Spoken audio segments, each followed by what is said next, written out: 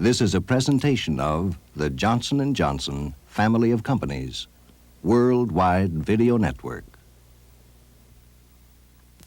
And that is an opportunity for really a large group of the top people who are really making it happen in Johnson & Johnson to re-examine themselves and to re-examine the principles of the corporation, to ask themselves, are those principles valid? And if they're valid, can we live with them? And if we can live with them, are we performing our role and seeing to it that the company lives with them?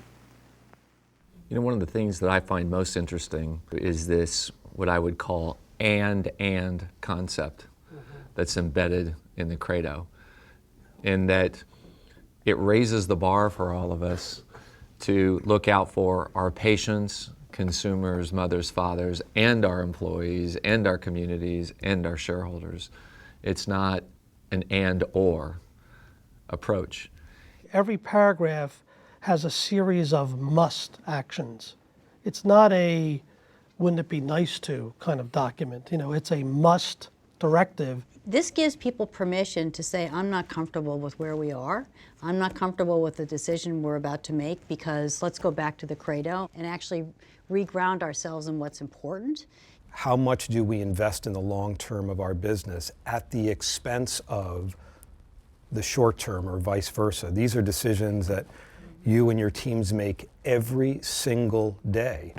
The tension comes when we never miss the fair profit to the shareholder, but sometimes we might not experiment with things we think are right for the long term of the business for the sake of the return and the bottom line. And that's, I think people see that tension there. I think all 4 paragraphs have to work in unison, but I agree with you that there's often conflict. When you think about the word first in the first paragraph, you think about the word final. It does, for me, mean that if we do these first 3 things, then the shareholder should expect a fair return. There shouldn't be a tension on certain aspects. You have to earn the right to be in healthcare, and it comes with an obligation. And I think the responsibility to patients is one where you're allowed to sell products in this space if you take care of the patients you work for. We must provide competent management, and their actions must be just and ethical.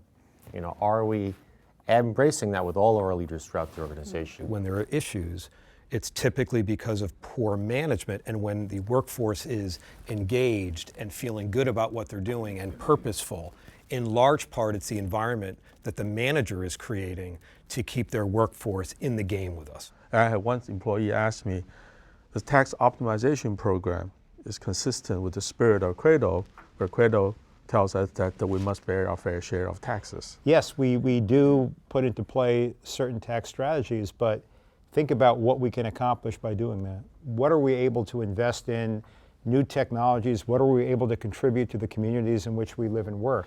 But how do we balance that 3rd paragraph with other paragraphs of the credo? I view that paragraph as not necessarily only the responsibility of our corporation, but I view it as a personal responsibility. I don't look to J&J to fulfill that responsibility for me. I won't let you get off that easily. Okay. Credo talks about our responsibility as a company, right? That's what it's about. It's not about what you do individually. It's about us as a company. The credo front and center says, you know, we as a corporation must be good citizens. We are responsible to the world community as well. That's a large task. How do we define community? Community yesterday is not the same as today, and tomorrow generations are changing. We see developing countries who are going to be the developed countries. I mean, there are a lot of dynamics. It's a question, though, that we're going to be asked on an ongoing basis, which is, so what is Johnson & Johnson doing to be a good corporate citizen in our country? How can you partner with us? How can you help? How do we know if we're doing enough, not enough, too much?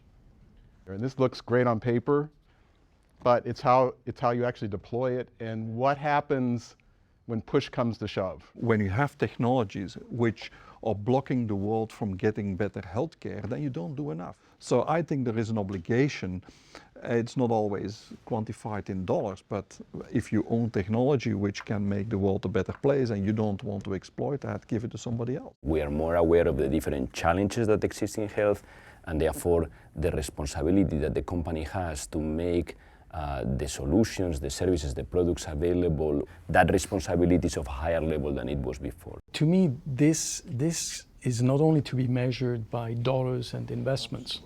I think it's primarily measured to how we behave, how we connect with the external world. For me, the third paragraph somehow underlines the importance of recognizing that we are just part of a bigger system. This, more than anything else, I think can help provide people clarity, a sense of shared purpose. I think having this as a foundation is more important than anything to make sure our people are grounded here. What we're talking about is a set of principles that you can't make a profit at the expense of all of these other things. That's the point. That is the that point. we must meet all of those philosophies or principles in the credo if we're going to accept the profit that will come out the bottom.